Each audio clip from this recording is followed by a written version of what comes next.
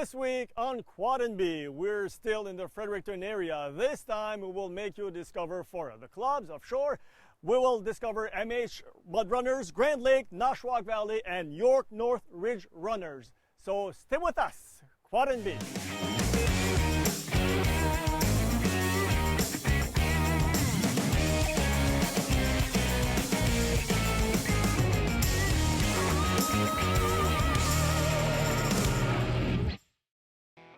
Welcome to New Brunswick's All-Terrain Vehicle Federation's Region 7, the region with the greatest treasures of the foundation of New Brunswick and our beautiful history, hidden behind a modern drape to be only visited with a quad. You'll want to discover the Grand Lake and M&H Mudrunners Club that started off with only 11 members and has grown to 182. Also marked by Mother Nature's legacy of the St. John Valley. All we can say is a big wow! 2 steps away from the provincial capital, the richness of the culture will enrich your outdoor ATV experience.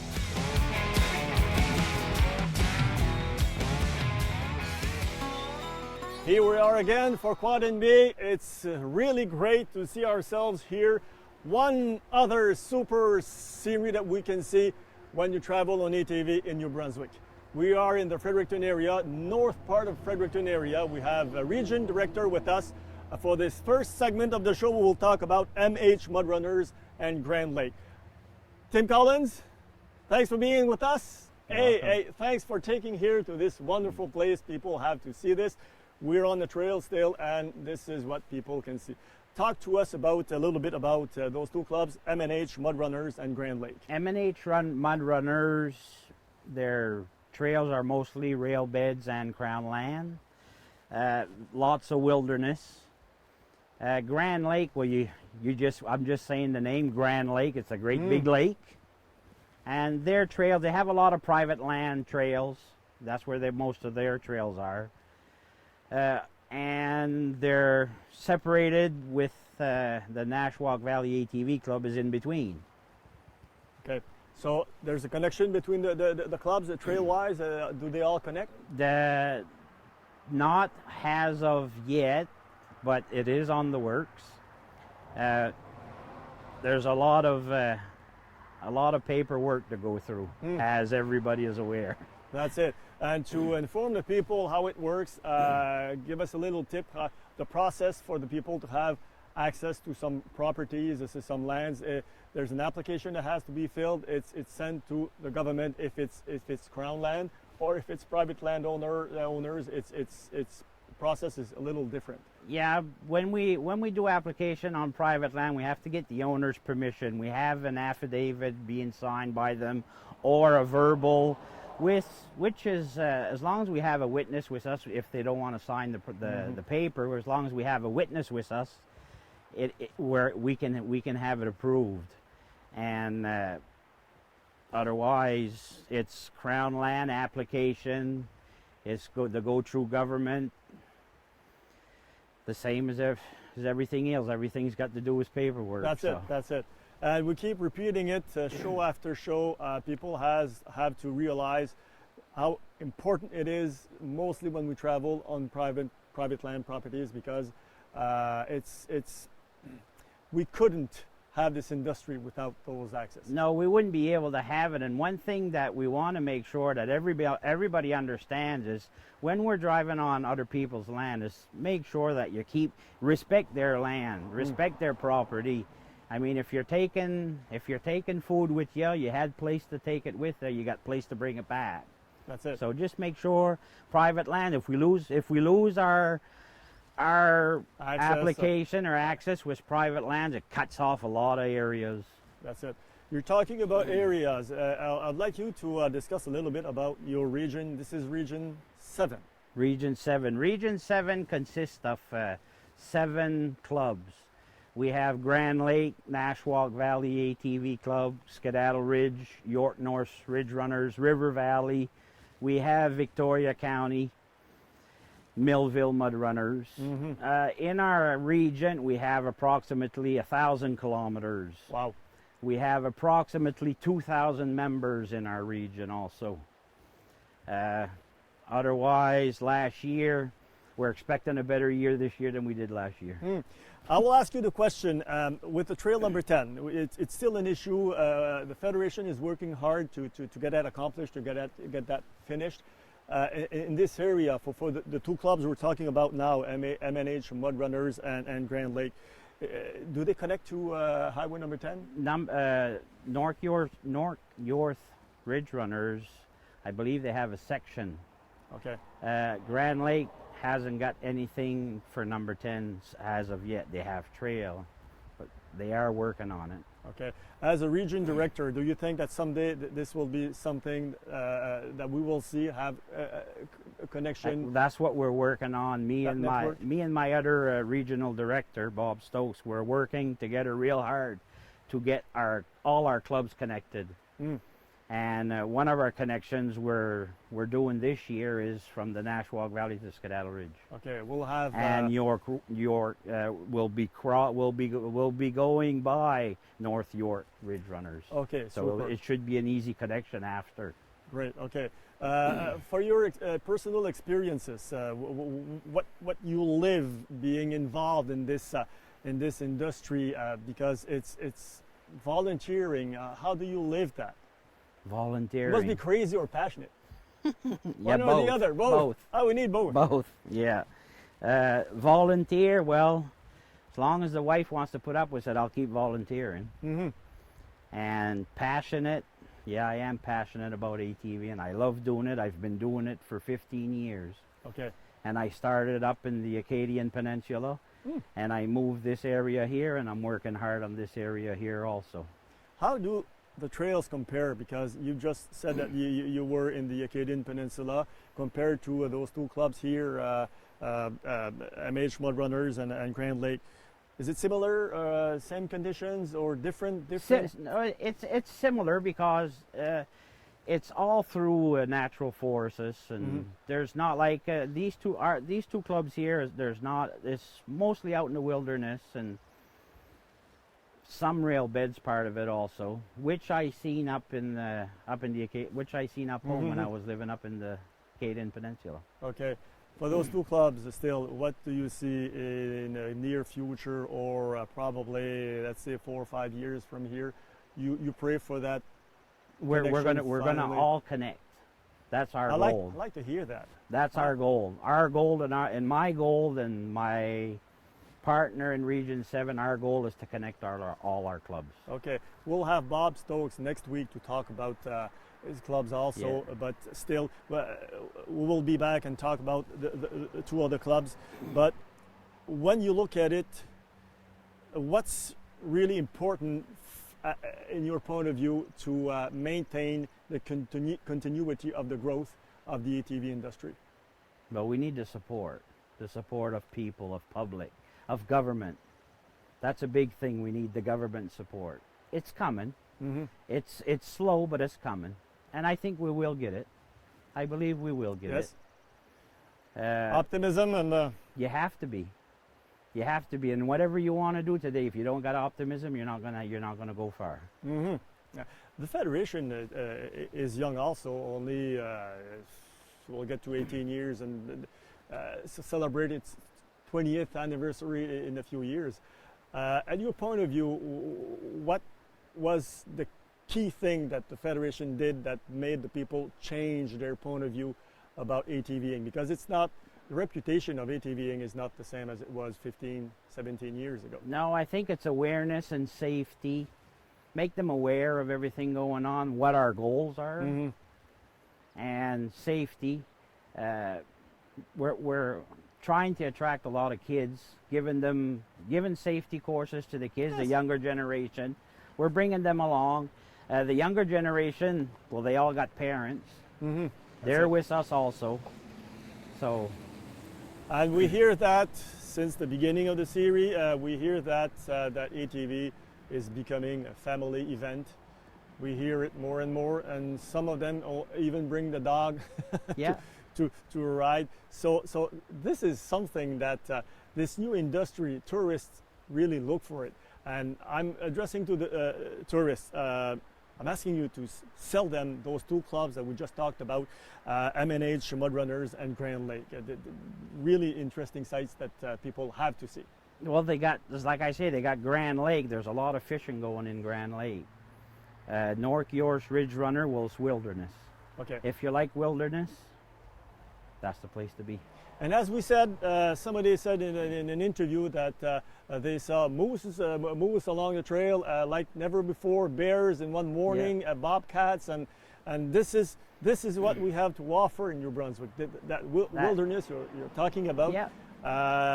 You get to a hotel, you get to lodging, and then you hit the trail the next morning, and it's our paradise. It is another paradise.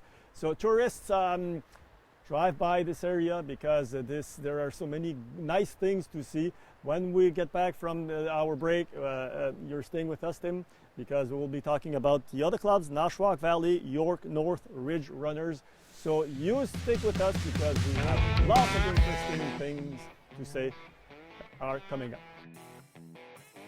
Did you know the 2010 Department of Tourism survey on the ATV industry, average same-day ATV tourism trip spending was $91.75. Nearly half of that was spent on fuel and vehicle operations, $21.10 on restaurants, and $12.06 on groceries. 77% of the survey participants answered that they would increase their ATV activities with a better and extended trail network. With those numbers, all will agree with the NBA TVF that ATV industry brings in easily over $50 million in revenues to New Brunswick. From 2004 and 2014, the Quebec ATV and side-by-side industries direct sales increased by 153%.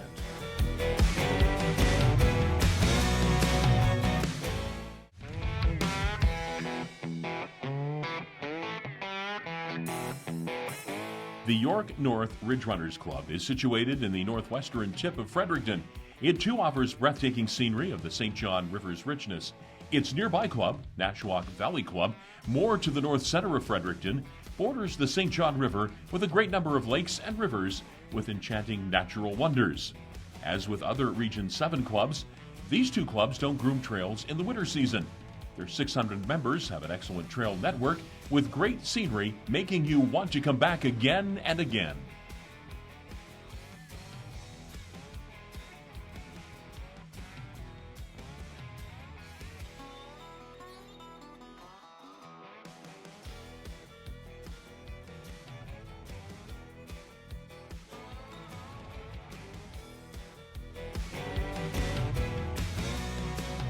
Welcome back. Yes, we're still at Quad and B, that show that will take you inside in the heart of New Brunswick, discover New Brunswick from the inside. We're still with our guest, Tim Collins, who's Region Director for Region 7. We talked in the first half of the show, about Region number 7. Now, Tim is a little more familiar with his club, which is Nashwaak Club, but we will also talk about York North Ridge Runners. This is a tongue twister. Tim, about those two clubs, I guess there are lots of things to say. Well, I can say lots about Nashwaak Valley. Nashwaak Valley starts at Durham Bridge, and it goes all the way to Hastel, which joins Boys Town. Also, we're doing a connection from Nashwaak to Fredericton. Oh. Which we're going to be going. We're going to be fighting to get into the city. Yeah, oh yeah, you're right. Fredericton. Well, yes, that will be another fight. We want to get into the motels, and we want to get into the gas and the restaurants, and I mean, look where you are. You're along the Nashwaak River, beautiful fishing area. Okay, and canoeing also. Canoeing, lots tubing, of tubing, fishing, families camping out. Right across the river, you have the Nashwaak Valley Festival, music festival, just across the river.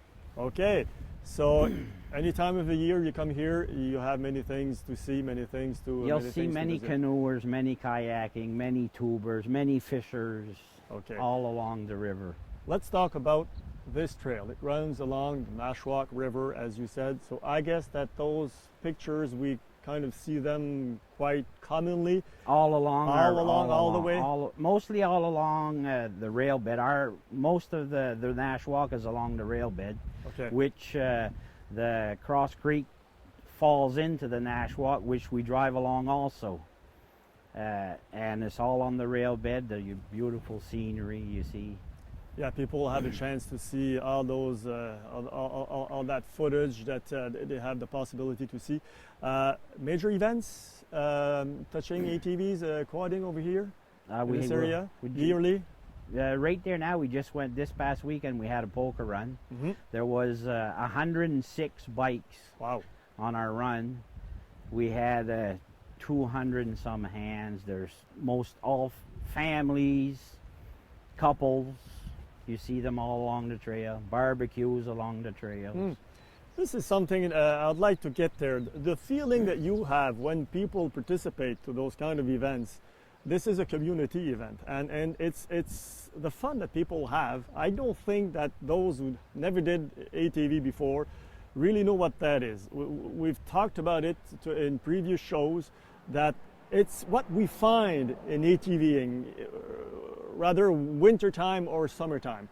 How do you live that? Do you see that when you see people participating to your events? I like to see them because when you see them going along the trails and they're having fun, they're smiling. You see a group of people stop, they're having a lunch, they're talking, they're laughing.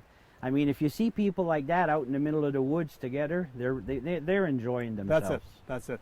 Because it was shown in a survey in 2010 by Health Canada that the ATV activity is good for the mental, the physic, and because still, even if we ride a vehicle, it's physically it's hard.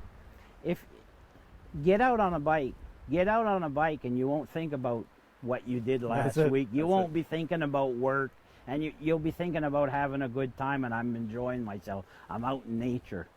I'm out in the wilderness, out in the woods, along the river. It's kind of raining right now, and for some shows we've been stuck with the rain, but it's still fun because this is what ATV is all about. No matter which condition, people get out. Rain or shine. I mean, don't wet. You're only going to get wet. That's all. You're going to go home, you're going to take a shower, and you're going to change. And the bikes, enjoy it. The bikes stay cleaner when it rains. Oh, very. You just came from a ride, so that I can see. That must have been your rally over the weekend. It was our. It was a rally. Yes, it was. Okay, great. Tim, let's get back to the two clubs we're talking about. You spoke on behalf of the region, and the main issues or the challenges that you have in the next years. What are they? Trails. Trails? Still Yeah. Trails? Always trails. Do you have grooming trails? We don't. Regions, you don't. This area, Nashwaak Valley and North York, don't have no grooming trails. The region don't have. Our region don't have grooms. Okay. Don't have grooming trails. So none of the 7 clubs. No, there's no groom trails. No. Okay. And here on the Nashwaak, where we're standing today, it's a multi-use trail. We use it from April 16th to December 15th. And sharing it with the walking people. Oh, okay. And after December 15th, the snowmobile takes it till April 15th. Okay. You're taking me somewhere that I need to go. You said it was a multi-use trail. It is. How is the cohabitation? Well, I meet a lot of walking people along here, and we slow down. Sometimes we'll stop, we'll talk. The kids are driving their bicycles with their parents.